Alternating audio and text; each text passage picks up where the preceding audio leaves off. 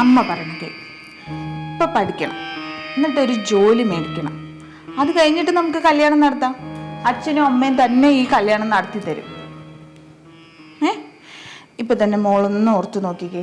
അച്ഛൻ പാവം എന്തോരം കഷ്ടപ്പെട്ട് എന്തോരം പൈസ മുടക്കിയിട്ടാ നിന്നെ ബിടെക്കിന് ചേർത്തത്. അതിന് ഞാൻ പറഞ്ഞു എന്നെ ഇത്രയും കാശ് മുടക്കി കൊണ്ട് ബിടെക്കിന് ചേർക്കാൻ.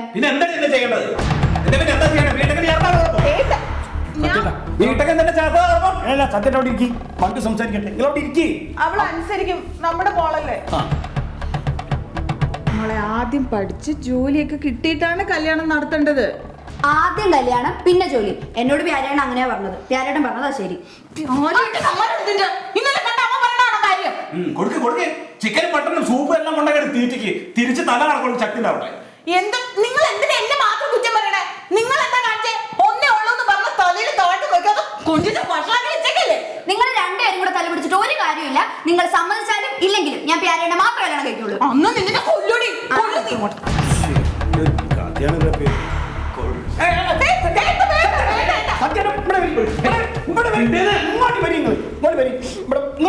പറഞ്ഞാക്കി ഞാൻ നേരത്തെ ഇങ്ങോട്ട് പറഞ്ഞില്ലേ, അക്രമൊന്നും ഒരു പരിഹാരമല്ല. അവിടെ കുത്തിരിക്കേ.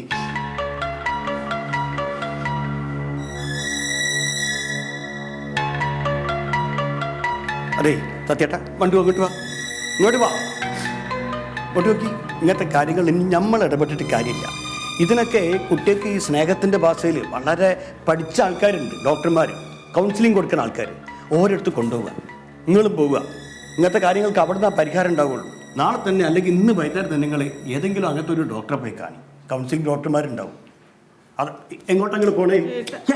സത്യേട്ടാ പറഞ്ഞ കേക്ക് അവിടെ ഇരിക്കുങ്ങൾ. ഞാൻ ഈ പറഞ്ഞൊന്ന് കേക്ക് അവിടെ ഇരിക്കുങ്ങൾ. മണ്ടോ എത്തിരി പോയി വെള്ളം എടുത്തുട്ടാ, ഇത്തിരി വെള്ളം കൊടുക്കും ഇവർക്ക്. അതേ ഭയ്യുള്ളൂ സത്യേട്ടാ. ഇതിപ്പോൾ നിങ്ങളെ പേരയിൽ മാത്രമല്ല, നാട്ടിൽ പലയിടത്തും നടക്കേണ്ട ഇങ്ങനത്തെ കഥകൾ.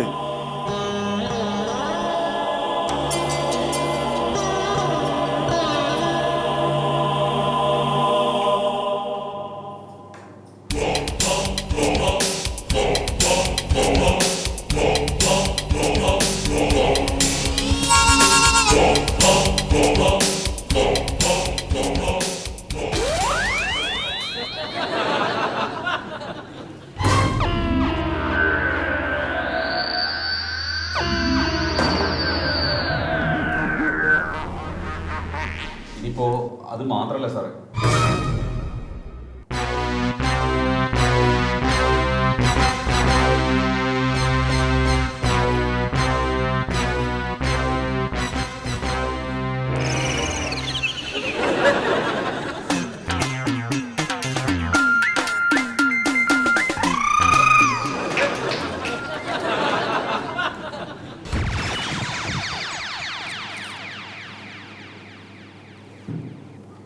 ഞങ്ങൾ രണ്ടോട് പുറത്തു പോകാനും ആദ്യം പറഞ്ഞപ്പോ പ്രാന്തരം ഇവിടെ ഇരുന്നോട്ടോ.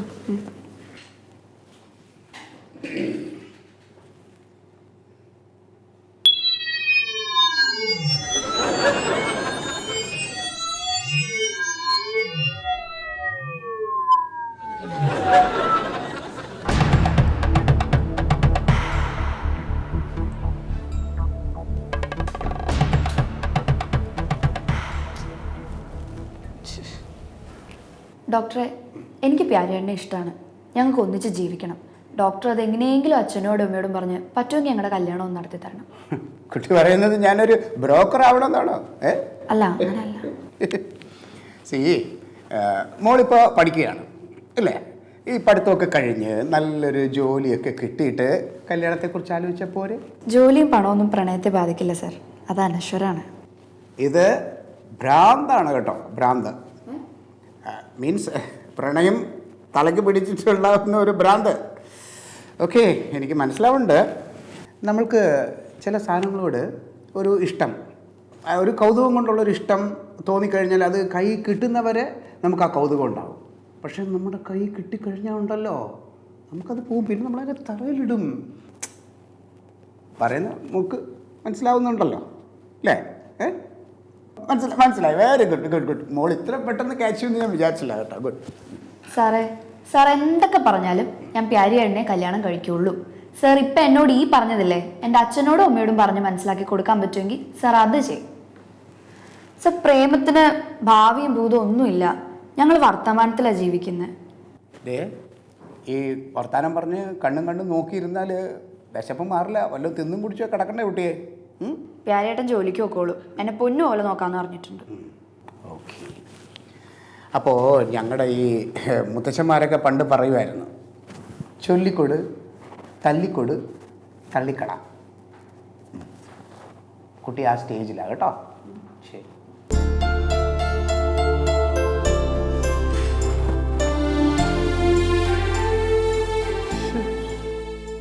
നന്നാണ് എനിക്ക് വളർന്നു വരണത്. എന്ത് ധൈര്യത്തിൽ പിള്ളേരെ വളർത്തുമെന്നുള്ളതാണ്.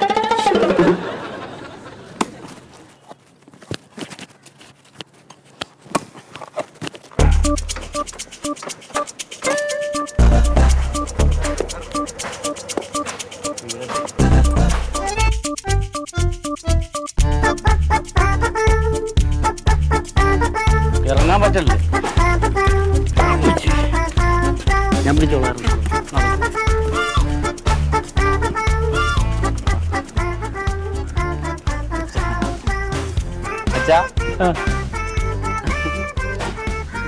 കൊച്ചി അച്ഛ ഇത് മീര.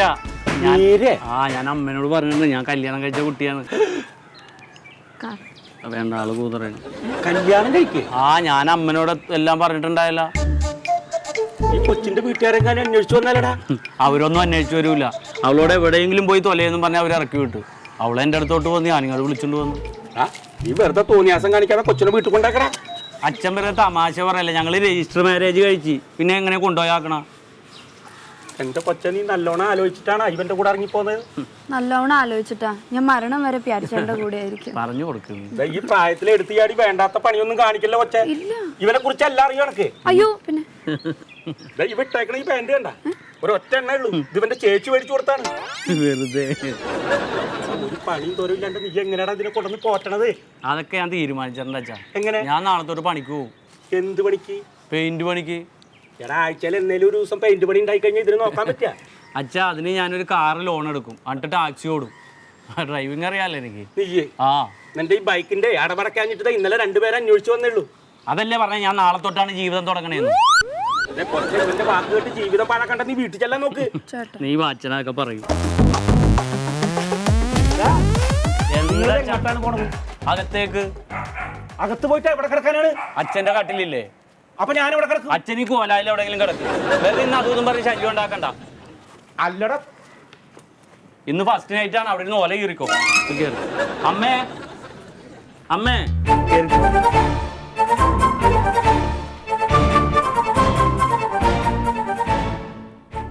കിടക്കാനുള്ള സ്ഥലം പോയല്ലോ. മറിമായം